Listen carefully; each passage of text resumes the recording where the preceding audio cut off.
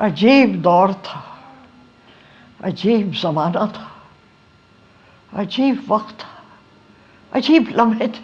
अजीब थी वो धरती जिस पर साम्राज्यवाद ने खूनी नाटक किया। वो धरती जो धनवान भी थी और कंगाल भी। कंगाल अपने बेटे और बेटियों के लिए, धनवान लुटेरों के लिए। और इस दौर ने अजीब लोगों को जन्म दिया, मेरे और तुम्हारे जैसे लोग, आम इंसान, खेती पर काम करने वाले मजदूर, किसान, तालिब इल्म, उस्ताद, दुकानदार, औरतें, मर्द, हिंदू, मुस्लिम, सिख, ईसाई, या ये समझो कि जैसे तमाम हिंदुस्तान उठ खड़ा हुआ था। गलियों कूचों बाजारों में आज़ादी के दीवाने सर पर कफन बांधे अपनी जान की बाजी लगा रहे थे।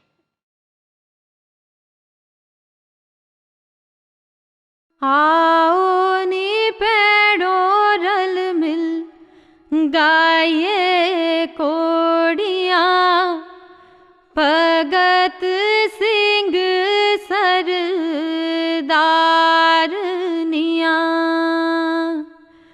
भगत सिंह सरदार वे वीरा, भगत सिंह सरदारनियाँ। सन 1857 की आंधी गुजर चुकी थी। उत्तर भारत के शहरों, कस्बों और गांव की मिट्टी शहीदों के खून से लाल हो चुकी थी। जुल्म और दमन की चक्की में पिसकर आवाम निराशा के दौर से गुजर चुके थे।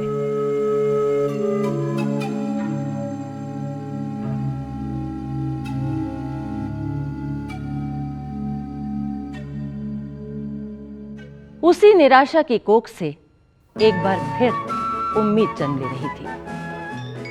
इंडियन नेशनल कांग्रेस का गठन हो चुका, बंगाल के विभाजन की साजिश रची जा चुकी।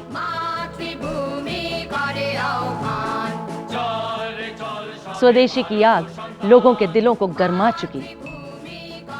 महात्मा गांधी हिंदुस्तान वापस आ चुके। पहले महायुद्ध में हिंदुस्तानी ब्रिटिश साम्राज्य का साथ देकर रॉलेट एक्ट का धोखा खा चुके। सरकार हर मुखालफत को दबाने के लिए कानून बना चुकी। गदर पार्टी की नींव रखी जा चुकी। जनरल डायर के जुल्म पर सिर्फ हिंदुस्तान ही नहीं, सारा ब्रिटिश साम्राज्य दहल चुका था।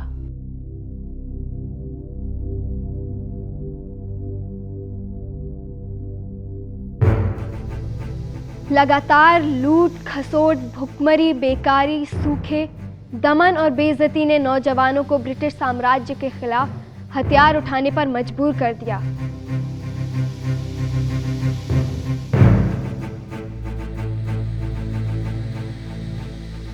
बंगाल, यूपी, मद्रास, पंजाब और महाराष्ट्र में अब हथियार बंद गुट बन चुके।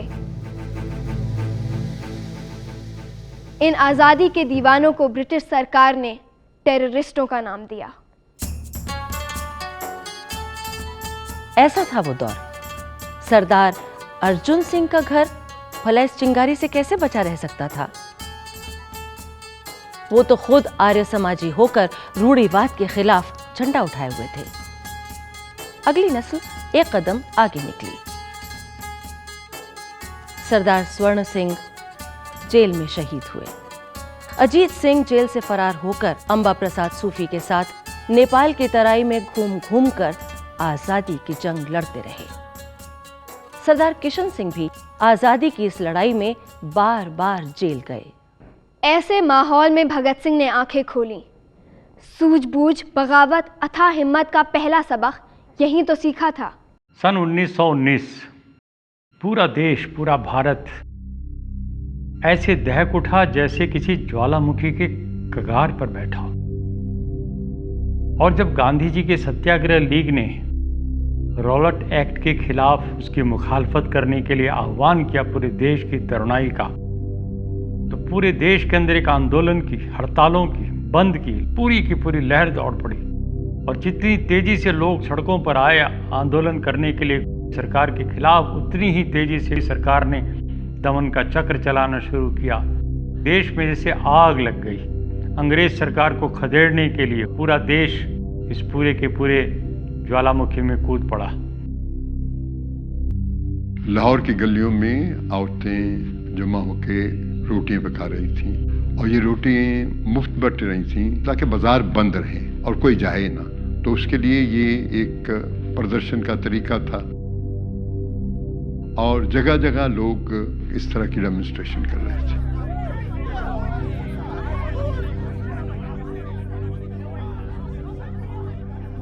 सबक सिखाने की चाह में जनरल डायर ने 13 अप्रैल 1919 के दिन 10,000 निहत्थे मर्दों, औरतों और बच्चों पर गोलियां चलाने का हुक्म दे दिया।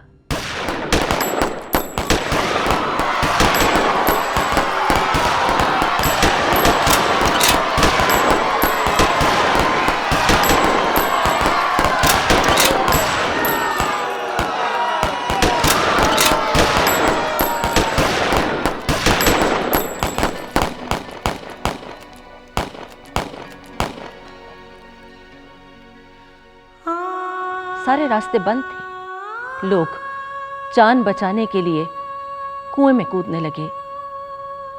कुआं लाशों से भर गया।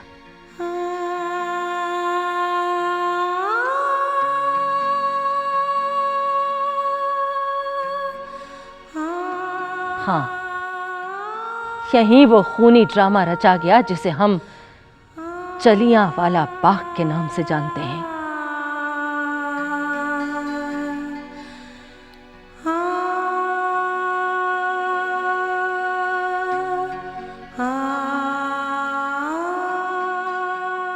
ये निशान आज भी उस बर्बरता की याद दिलाते हैं जिसके बल पर ब्रिटिश साम्राज्य पूरी दुनिया को सभ्य बनाने निकला था।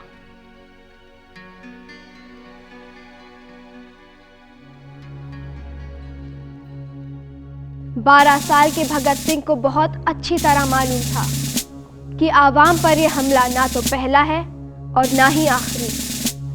असहयोग आंदोलन की चोट खाए हुए नौजवान, खासतौर से भगत सिंह और सुखदेव, अगले 2 साल में हथियार बंद आंदोलन की तरफ बह चुके थे।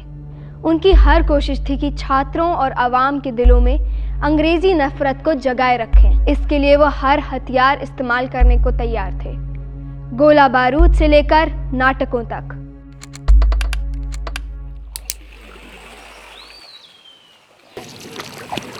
शाम का वक्त था, सूरज डूब रहा था। 2 नौजवान दोस्त भगत सिंह और यशपाल रावी नदी पर नाव चला रहे थे। सन्नाटे की चादर पर उनके चप्पू की आवाज़ सिलवटें बना रही थी और अचानक यशपाल बोले, let us pledge our life to our nation. बेहद गंभीर होकर भगत सिंह ने कहा, आई डू प्लेज। और उनकी ये कसम फांसी के तख्ते पर लटकने तक कायम रही। 18 साल की उम्र तक पहुंचते पहुंचते भगत सिंह का पूरा ध्यान खुफिया संगठन बनाने की ओर जुड़ गया था। वे और सुखदेव अक्सर कॉलेज से गायब हो जाते। हालांकि उन्हें शेरो शायरी का बहुत शौक था, वो धीरे धीरे छूटती गई और एक ही चीज़ उनके जहन में रह गई, इनकलाब और खुफिया संगठन बनाना। कोई भी उन्हें मिलता तो उनकी आंखों में एक ही सवाल होता, क्या इस चीज़ में तुम मेरे साथ हो? द्वारकादास लाइब्रेरी के लाइब्रेरियन थे राजा राम शास्त्री। लाइब्रेरी एक अच्छा अड्डा बन गई जहाँ से वो बाहर वाली जो भी नई किताबें आती उनको मंगवाने के लिए राजा राम शास्त्री जी की मदद ली जाती और साथ ही ये नज़र रख सकते थे कि कौन नौजवान कौन सी किताब पढ़ रहा है और उसको किस तरह मतलब नौजवान भारत सभा के में लाया जाए।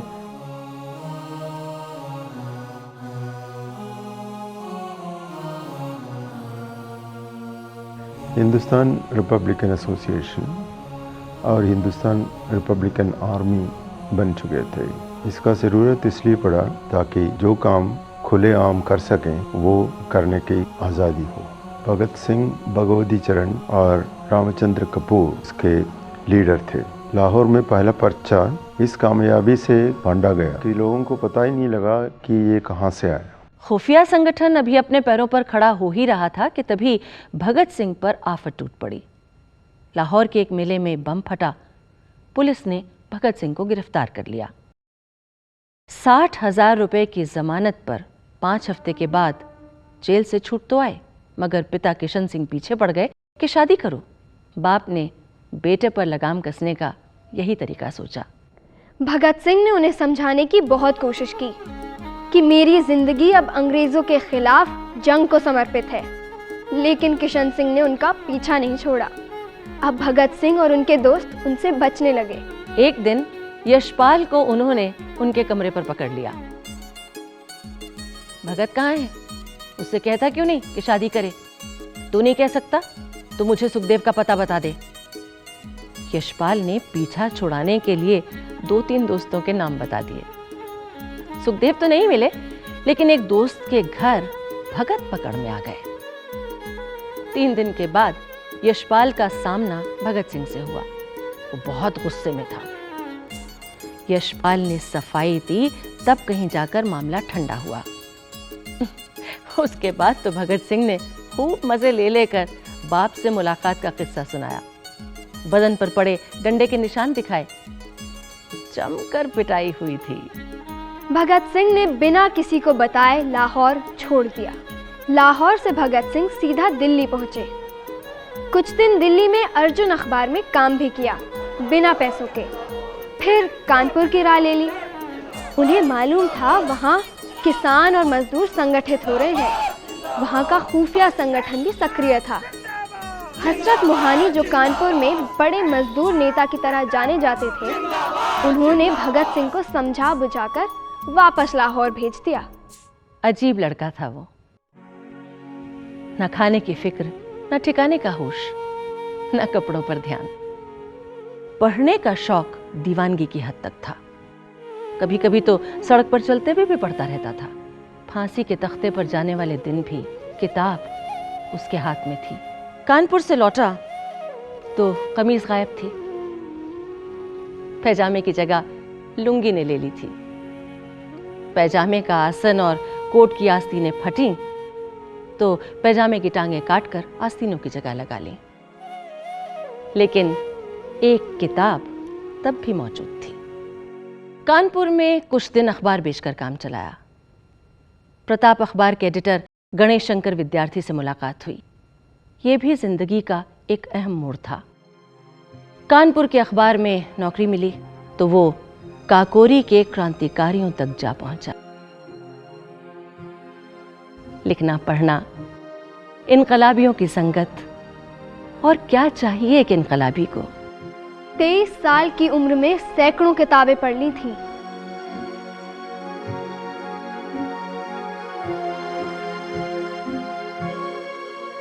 किताबों से नोट्स लेना, मार्जिन में लिखना, लाइनों पर निशान लगाना, कोटेशंस इकट्ठा करके डायरी में दर्ज करने की आदत से ही तो हमें पता चलता है कि भगत सिंह की सोच, उनके विचारों और उनके जहन को कौन सी किताबें ढाल रही थीं।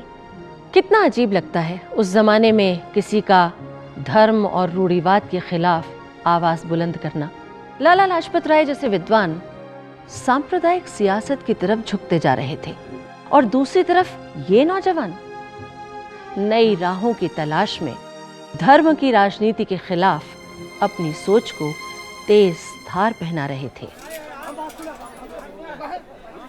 कानपुर पहुंचने पर शिव वर्मा से मुलाकात हुई। वहां इलाहाबाद, गोरखपुर, बनारस, झांसी के इंकलाबियों के बारे में पता भी चला। इस बीच काकोरी केस के कुंदनलाल कराची से कानपुर लौट आए। चंद्रशेखर आज़ाद और उनके बीच अभी तक संपर्क था। पता मिलने पर गयशंकर प्रसाद ने कुंदनलाल को झांसी भेजा और चंद्रशेखर आज़ाद को कानपुर बुलवाया। यही मुलाकात थी जो आगे चलकर हिंदुस्तान सोशलिस्ट रिपब्लिकन